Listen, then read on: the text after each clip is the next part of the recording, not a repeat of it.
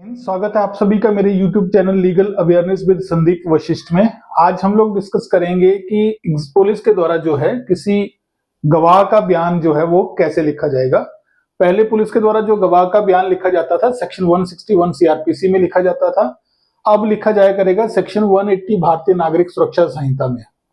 तो 180 भारतीय नागरिक सुरक्षा संहिता क्या कहती है कि कोई भी पुलिस ऑफिसर जो इन्वेस्टिगेशन कर रहा है या फिर ऐसा पुलिस ऑफिसर जिसको स्टेट गवर्नमेंट ने जो है ऑथोराइज किया है कि इस रैंक से नीचे वाला पुलिस ऑफिसर जो है इन्वेस्टिगेट नहीं कर पाएगा या स्टेटमेंट नहीं लिख पाएगा, या फिर ऐसे पुलिस ऑफिसर जो इन्वेस्टिगेशन कर रहा है उसकी रिक्वेजिशन पर, उसकी रिक्वेस्ट पर जो है कोई पुलिस ऑफिसर स्टेटमेंट किसी गवाह का लिख पाएगा। अब जो पहले वाला है पार्ट 1 इसका कहता है कि वो जो है ऑरली उसको एग्जामिन कर पाएगा, ऐसे व्यक्ति को पूछताछ कर पाएगा ऐसे व्यक्ति के साथ जो जिसको उस केस के जो है फैक्ट्स पता होंगे, फैक्ट्स एंड सर्कमस्टांसेस पता होंगे, उसको जो है वो ऑरली एग्जामिन कर पाएगा। अब ये जो ऑरली एग्जामिन हुआ, देखिए सेक्शन 180 भारतीय नागरिक सुरक्षा संहिता का स्टेटमेंट जो है वो अलग चीज है। जब पुलिस ने किसी व्यक्ति को ऑरली एग्जामिन किया है तो उसको भी चार्जशीट में जो है बिना स्टेटमेंट लिखे भी साइट की कर सकते हैं, उसको नॉट रिकॉर्डेड विटनेस करके साइट करना होता है। और जब आपने उसको ऑरली एग्जामिन किया, उसका स्टेटमेंट नहीं लिखा, लेकिन अगर आपने विटनेस उसको साइट कर दिया तो वो भी उसका स्टेटमेंट जो है बाद में कोर्ट में रिकॉर्ड कर लिया जाएगा। उसके बाद कहता है कि पुलिस ऑफिसर जिसको एग्जामिन करेगा उसका स्टेटमेंट जो है रिटन में भी लिख पाएगा और उसका एक अलग से रिकॉर्ड बना के रखेगा। मतलब उसका जो स्टेटमेंट है 180 भारतीय नागरिक सुरक्षा संहिता का उसको लिखकर अलग से रख लेगा। उसके बाद उसको जो है चार्जशीट में साइट कर देगा, वो हो जाएगी वो सेक्शन 180 भारतीय नागरिक सुरक्षा संहिता के अनुसार उस व्यक्ति का बयान। अब साथ में कहता है कि जिस व्यक्ति को जो उस फैक्ट्स एंड सर्कमस्टांसेस को जानता है उस केस के, पुलिस ऑफिसर जब पूछेगा तो वो व्यक्ति जो है बाउंड है, मतलब वो व्यक्ति सच बताने के लिए बाउंड है और सारी रिप्लाई उसको करनी पड़ेगी। अगर वो सच नहीं बताता है, गलत बयान देता है, तो पहले होती थी सेक्शन 193 इंडियन पेनल कोड में उसके खिलाफ कार्रवाई, अब हुआ करेगी सेक्शन 227 में। और अगर वो व्यक्ति जानबूझकर जो है उसको फैक्ट्स पता है और वो नहीं बताता है तो पहले हुआ करती थी उसके against section 179 Indian penal code में कंप्लेंट होती थी। अब जो है सेक्शन 212 में जो पुलिस उस व्यक्ति के खिलाफ जो है कोर्ट में कंप्लेंट भेज पाएगी। उसके बाद एक प्रोविजो दिया गया है, उसमें लिखा है कि provided it may be recorded through audio video mode. अब ये पहले भी था वैसे, ऑडियो वीडियो मोड हो, अगर आपने देखना है कि क्या है तो उसकी आपको डेफिनेशन मिलेगी सेक्शन 21 पार्ट ए में भारतीय नागरिक सुरक्षा संहिता में ऑडियो वीडियो मोड जो है उसकी डेफिनेशन आपको मिल जाएगी।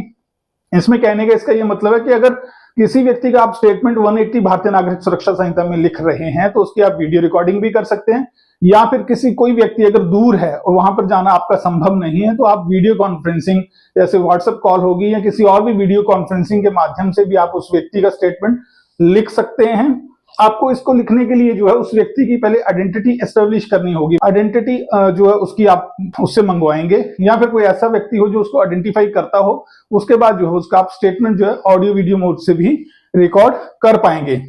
साथ में इसमें एक प्रोविजो दिया गया है कि जो महिला जिसके साथ जो है बलात्कार की घटना हुई है या अटेम्प्ट हुआ है रेप का, या फिर कोई ऐसी महिला है जिस पर एसिड अटैक हुआ है या उसका अटेम्प्ट हुआ है, उसका स्टेटमेंट जो है महिला पुलिस के द्वारा ही लिखा जाएगा या फिर किसी अन्य महिला अधिकारी के द्वारा लिखा जाएगा। मेल पुलिस ऑफिसर उसकी स्टेटमेंट जो है नहीं लिखेगा। सपोज कर लीजिए कंप्लेनेंट अगर पुलिस के पास आती है कोई महिला जिसके साथ रेप हुआ है या अटेम्प्ट टू रेप हुआ है, तो उसका स्टेटमेंट हमने डिस्कस किया था, जब एफआईआर दर्ज होगी तो सेक्शन 173 भारतीय नागरिक सुरक्षा संहिता में उसका स्टेटमेंट होगा। लेकिन यहाँ पे ब्यूटी क्या है हमारे लॉ की कि अगर सपोज कर लीजिए कि 173 में कंप्लेनेंट कोई और था, लड़की का माता पिता या कोई गार्जियन उसका कंप्लेनेंट था, तो उसके कंप्लेंट पे जो एफआईआर दर्ज होगी और उसके बाद जब आपने विक्टिम को एग्जामिन करना है तो उसका स्टेटमेंट आप जो लिखेंगे वो लिखेंगे 180 भारतीय नागरिक सुरक्षा संहिता में।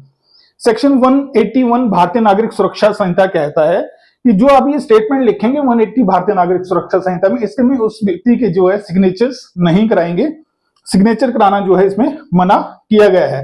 182 भारतीय नागरिक सुरक्षा संहिता कहता है कि जब कोई पुलिस ऑफिसर किसी को एग्जामिन करेगा, किसी का स्टेटमेंट लिखेगा, तो कोई इंड्यूसमेंट नहीं देगा, उसको थ्रेट भी धमकी भी नहीं देगा, कोई प्रलोभन नहीं देगा, कोई प्रॉमिस भी नहीं करेगा।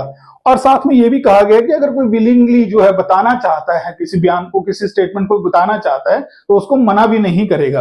अगर हम लोग एडमिसिबिलिटी की बात करें कि सेक्शन 180 भारतीय नागरिक सुरक्षा संहिता का अगर स्टेटमेंट पुलिस ने लिखा है तो उसकी क्या वैल्यू है, एडमिसिबिलिटी ट्रायल के दौरान क्या है। तो एडमिसिबिलिटी इस स्टेटमेंट का कुछ भी नहीं है, लेकिन जो पब्लिक प्रोसिक्यूटर होते हैं वो एग्जामिनेशन इन चीफ जब करवाते हैं ट्रायल के दौरान, तो उस स्टेटमेंट का रेफरेंस लेते हैं। उस स्टेटमेंट में जो लिखवाया होगा वो एग्जामिनेशन इन चीफ हो जाएगा, और साथ में जो डिफेंस काउंसिल होगा उसको जो है क्रॉस एग्जामिनेशन के लिए उसको यूज कर पाएगा।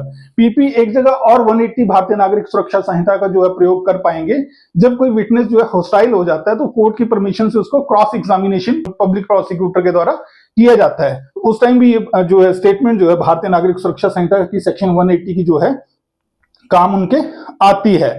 एक इंपॉर्टेंट चीज और है कि जब ये स्टेटमेंट पहले पुलिस जो 161 में लिखती थी या अभी जो 180 में लिखेगी, जब किसी घायल व्यक्ति का स्टेटमेंट पुलिस के द्वारा लिखा जाता है, अगर वो घायल व्यक्ति बच जाता है तो उसका स्टेटमेंट जो है 180 भारतीय नागरिक सुरक्षा संहिता ही माना जाएगा। लेकिन अगर उसकी डेथ हो जाती है तो वही जो है 180 का जो स्टेटमेंट होगा वो डाइंग डिक्लेरेशन जो है वो कंसिडर हो जाता है। इसमें एक चीज ये है, यहां हमने डिस्कस किया कि वो जो विटनेस है जिसको पुलिस जो एग्जामिन कर रही है वो बाउंड है सच बताने के लिए, लेकिन वो ऐसा कोई बात जो है वो नहीं बताएगा जो उसके अगेंस्ट जाती हो, जो उसको एक्यूज बनाती हो या उसकी प्रॉपर्टी के फॉरफीचर या किसी अन्य कार्रवाई में उसके अगेंस्ट जाती हो, उसके बारे में वो नहीं बताएगा। ऑनरेबल सुप्रीम कोर्ट का एक जजमेंट था, नंदिनी सतपथे 1978 का जजमेंट था। उसमें ऑनरेबल सुप्रीम कोर्ट ने कहा था कि जब ये एग्जामिनेशन हो रहा होगा तो व्यक्ति को जो है चुप रहने का अधिकार है, वो जो है जो चीजें उसके अगेंस्ट जाती हैं वो बताने के लिए बाध्य नहीं है, वो चुप रह सकता है। उसके बाद हम लोग डिस्कस कर लेते हैं कि क्या कोई व्यक्ति अगर जेल में बंद है तो क्या उसका 180 भारतीय नागरिक सुरक्षा संहिता का बयान लिखा जा सकता है। बिल्कुल, पुलिस जो है उस व्यक्ति का 180 भारतीय नागरिक सुरक्षा संहिता का बयान लिख सकती है। उसके लिए आपको जो है चीफ जुडिशियल मजिस्ट्रेट की परमिशन लेके जो है वहां पर विजिट करना होगा और उसका स्टेटमेंट आप लिख पाएंगे।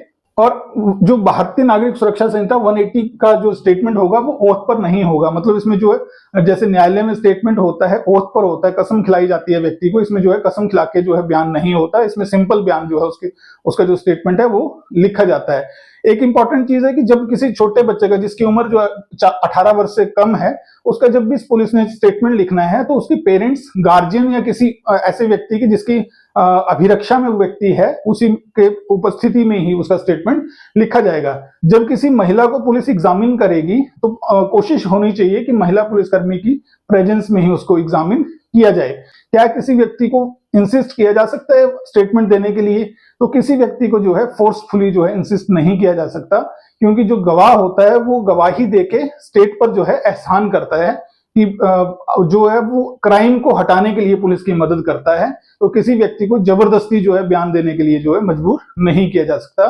तो ये था सेक्शन 180 भारतीय नागरिक सुरक्षा संहिता। हमने इसमें आज डिस्कस करा कि क्या क्या चीजें जरूरी हैं और क्या क्या चीजें हमें, क्या क्या प्रिकॉशंस हमें स्टेटमेंट लिखते वक्त जो है पुलिस को बरतनी चाहिए। तो मिलते हैं हमारे अगले वीडियो में, तब तक लाइक करें, सब्सक्राइब करें, शेयर जरूर करें और कमेंट भी करें। जय हिंद, जय भारत।